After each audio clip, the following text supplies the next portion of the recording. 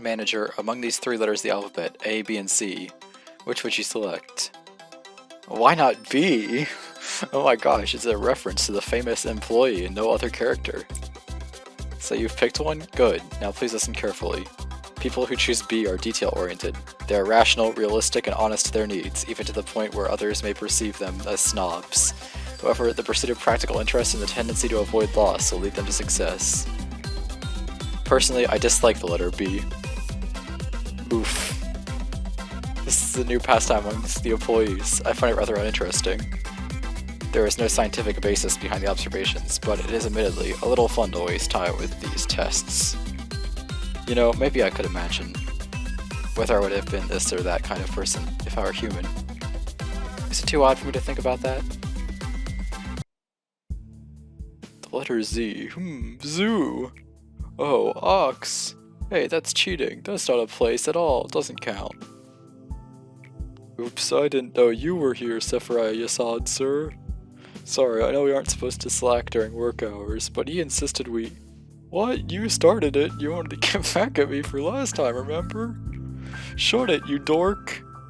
I'll think about the appropriate response for this case later. You two focus on your work. Oh, of course, sir. We're sorry. Looks like word chaining is starting to become one of the more popular pastimes here again.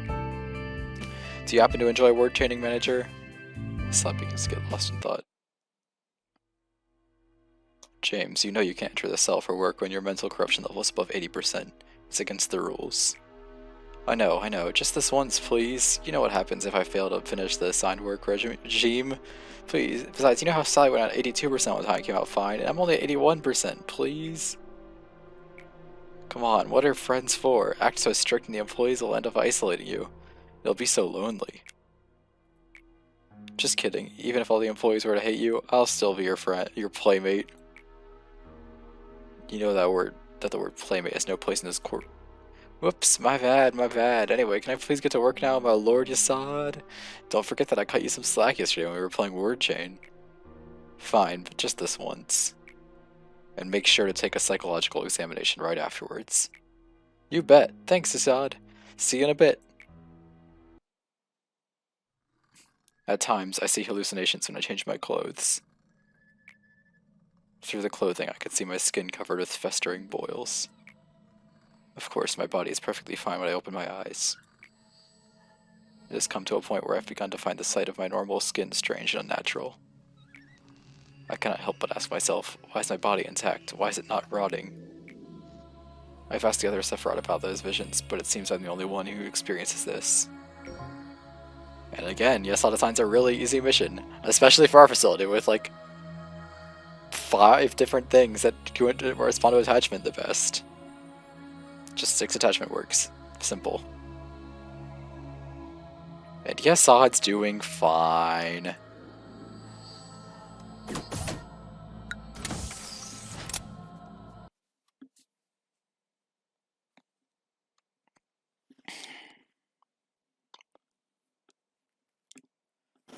Nothing bad happens when you see your skin covered in boils and hallucinations at all.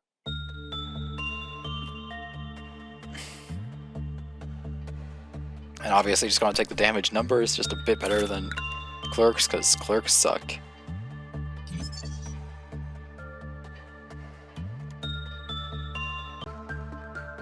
Hello and welcome back to Lobotomy Corp. Last time we got our first HE level abnormality, and this time we have our second tool. Basically our plan for today is pretty simple. It's just bumping people who... Just gonna try to bump everyone up to Temperance 4 who I can. So basically everyone's just gonna working with stuff like this and this. And then everything else will be worked as it melts down. It's really an exceedingly simple plan. I can't see how anything would go wrong. Hopefully a new Dawn will show up so I have something to talk about with the Dawns, because so far only Crimson has managed to show up, as I mentioned yesterday. And I mean, it's like 3 days in a row Crimson. I guess one thing I could do then out here, give this equipment to Mr. Black, because you might have noticed his title change to Control Team Captain. It's because he's been serving the longest out of everyone in the Control Team, and I'm just gonna keep him in the Control Team. Also, I think this gear matches his theme, his dialogue really well. Basically, there's a function in the game called continuous service benefits. The longer you serve in a department, the better stats you get. So, for example, in Control, you get increased movement speed for each department, for each person in the department, depending on how long they've been there. And because Mr. Black is the captain, this is not listed. He's been serving for 7 days in a row, and it's only one person can be the captain at a time. So he has plus 10 movement speed instead of plus 7. Information's benefit, instead of in addition to movement speed, is increased temperance stat. There are also benefits for keeping the clerks in the department alive. I kind of just ignore them, but it's just something worth noting. Clerks just kind of exist.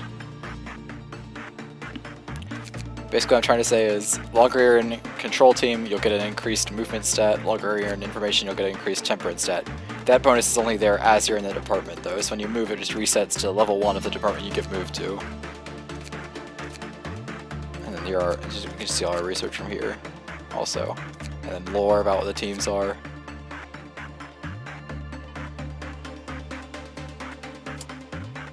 But that's about it for the plan for today, just raising temperance up so everyone can train with Porcupus later on. Because a lot of people are on Temperance 3. Behavior adjustment is a test level tool abnormality. Working with it equips it to the person who worked on it, and while it's equipped, they have a plus 15 to justice, and a minus 10 to prudence. If you return it to containment before 30 seconds have passed, or if your SP hits 0 while you have it equipped, you die. It's very simple, and realistically what you're probably going to do is equip it and then forget about it. It's not really good enough to be relevant, but it's not deadly enough to be a tool you don't want to see. Again, the tool abnormalities are not normally great for a facility. They're normally just, I hope this one doesn't kill me.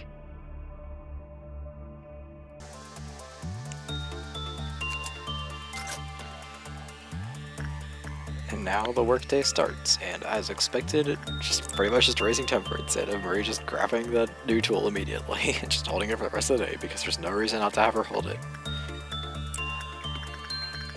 She has like one of the highest prudence stats in the facility, I believe, and even, or maybe just the highest, and even if, like even though she's weak to white, there are no ordeals right now that do white damage. All of them either do red or black, all of the Dawn ordeals. There's literally no penalty, just holding it on to it for the rest of the day. Its instant kill is almost never relevant, just for reasons like that. So there's really no reason not just have somebody grab it and just hold on to it for the rest of the day if you feel like it. Makes it very easy to unlock its information at least. Don't just sacrifice equipment to it like we did our old friend, Old Faith and Promise. Mr. Black has a new trip, he's going off to work with Fragment. And then a plan I came up with right now is that Moraine's ego gift gives her 10% boost to all works with one sin, and I figured I could just use that to help raise her repression. Because we desperately need, well, she could work repression to raise justice, because we desperately need a higher justice stats in this facility. The highest one is 2 on Goomb. That's just not very good. Especially because most of the good justice trainers in the HE and above require a justice of 3 to work justice with efficiently, and we don't have that. I'm kind of hoping for it in one of the next departments. I think if you're paying attention, you probably know what the next department I'll open will be, but predict in the comments below, question mark? Anyway, what was I saying? Oh yeah. In the next department, I just want one of those general HEs that could chain justice, or just a Teth level justice trainer, even though we're kind of about to outclass the Teths. I just really want justice to be able to be risen efficiently, because the best we can do right now is just Fragment, which isn't really great for it. Carries the risk of Fragment breaking out and not really killing anyone, just slowing the day down. I'd rather not do it. If Fragment had a way to raise its counter like Porcupus does, I probably wouldn't be complaining about it like I am right now. Or if Porcupus had anything higher than a low in justice, I wouldn't be. We're about to hit an Amber Dawn. This is the Dawn that killed me on day 6, if you remember that. I said I would talk about it. I said I would explain what it does when we actually fight it effectively for the first time, and seeing as how I ended up just cut to me losing on this day, we must have fought it effectively. Right? I'm waiting right now for everyone to get me up in control room because they're dangerous in combat, so I want the entire facility in one group. And now that everyone is, Marine can go off to start the dawn by finishing off the last work of his meltdown level. So when Amber Dawn spawns in, it spawns groups of worms. It's like, I think it's like 3 to 5 for each department. They'll all spawn in the same hallway in each department. They can only exist in the hallways, and the worms just charge in and do red damage. Because they charge through people, a lot of weapons will have trouble hitting them if they swing too slowly or if your attack speed stat is so low. For example, one Sin's weapon is slow enough for it to be an issue hitting them with it, which is very annoying when you only have one Sin's weapon. But luckily we have a faster weapon that's Fragments of the Universes, and we have 3 people with that, and then I believe Little Effer's weapon also can hit them easily. The gun from Cheap. Void Dream. They all moved into, after a little while, they'll tunnel into a different hallway, but they cannot tunnel into anything besides hallways. They'll always be in hallways. So you could theoretically just ignore them if you felt like you couldn't deal with them. Just have to be careful about your units moving through. Departments are comprised of main rooms, hallways, and elevators. The hallways are those little areas in between that lead to the containment units in the elevators. I'll explain more when they become relevant to suppression, but they're an important tactic in many fights.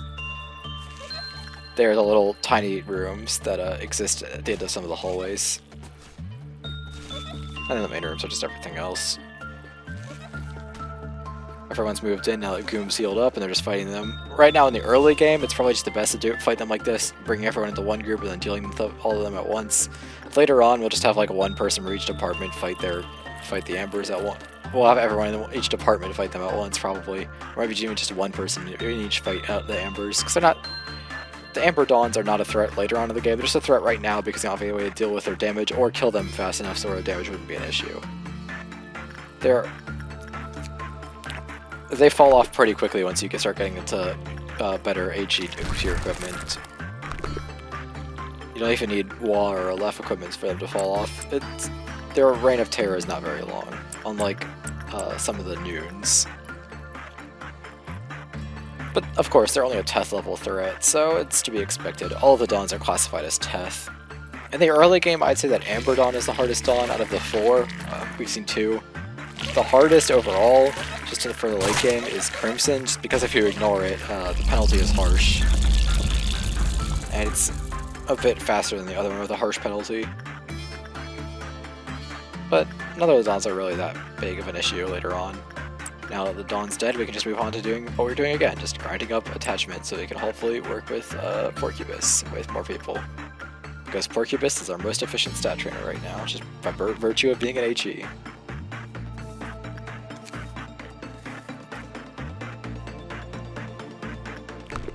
I could just be grinding like 2 or 3 people up, so but I just prefer to have the entire facility pretty much just working at once. I like to have a bunch of good units instead of 1 or 2 great units.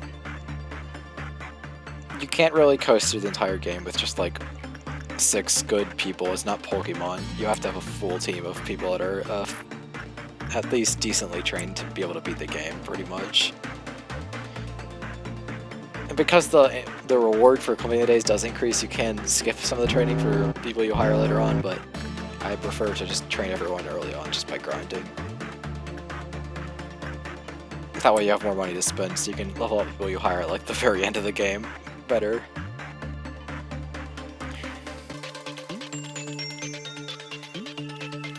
Now it's time for double speed Lobotomy Corp moment. Because I figured you would not see the same like 3 works being scheduled on 1 time speed. I just started with a work with Porcubus for literally no reason. I was just kind of like, I'll do something different. So Marie's working with Porcubus. It's we like to call it in the business mystery work, and I don't know why I ordered it, and I don't really. There's no real benefit.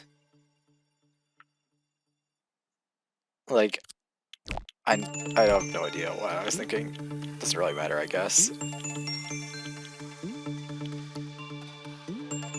Oh wait, I just realized what I was thinking. I wanted to top off some of I want to get more equipment for Porcupus, even though it's not really that good. And I've been saying it's not that good. I'll probably just get it through to playing the game naturally.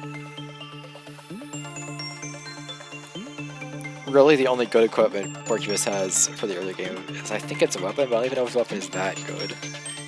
I haven't done the test, as I said earlier. The reason why you don't want a red weakness is not because of the Ember Dawns, by the way. They're a threat, but they won't be for long, and it still has the resistance to the Ember Dawns. I believe, though, it's a 0.8 because they're Teth, and then a 1.2 because it's red, so it'll just multiply out to be a 1 times damage. The actual reason you don't want it is for one of the Noons. Well, you don't want red resistance on early game armors to be weak. Because the most dangerous Noon does red damage, and it will probably be the first Noon I get because I've not been getting very lucky on the ordeals.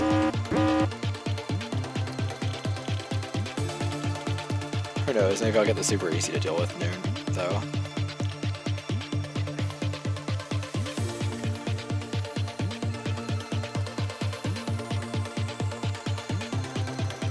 Old Faith and Promise melts down again, so just to get some energy back, but again, the energy you lose from meltdowns is like barely anything. The real reason meltdowns are a threat, and why you shouldn't ignore them, is because they can instantly lower a Kolthoth counter to 0, not because they make you lose some energy. There's no reason to not do them if they don't have a Kolthoth counter, unless there's something super annoying, like Old Faith and Promise. Eating equipment is annoying. I don't want to have to constantly remake my equipment just because I feel like working on it when it's melting down. And Goomb and Mr. Black fail to reach level 4 Temperance, but B and Little F are due. So we have 2 more people who can work with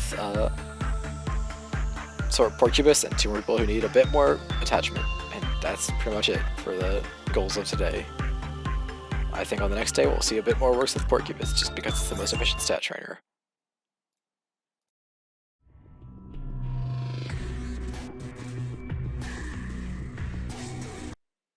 Now it is time for weird eye amulet, I don't actually know what it's supposed to be, lore. An electronic device with a mysterious symbol engraved into it. It readjusts everyone to become righteous, no matter how wicked, evil, or arrogant they may be. However, its users will become too dependent on the device and lose all ability to think on their own. Eventually, intellect loses all meaning as they forget even how to exist. What a beautiful story.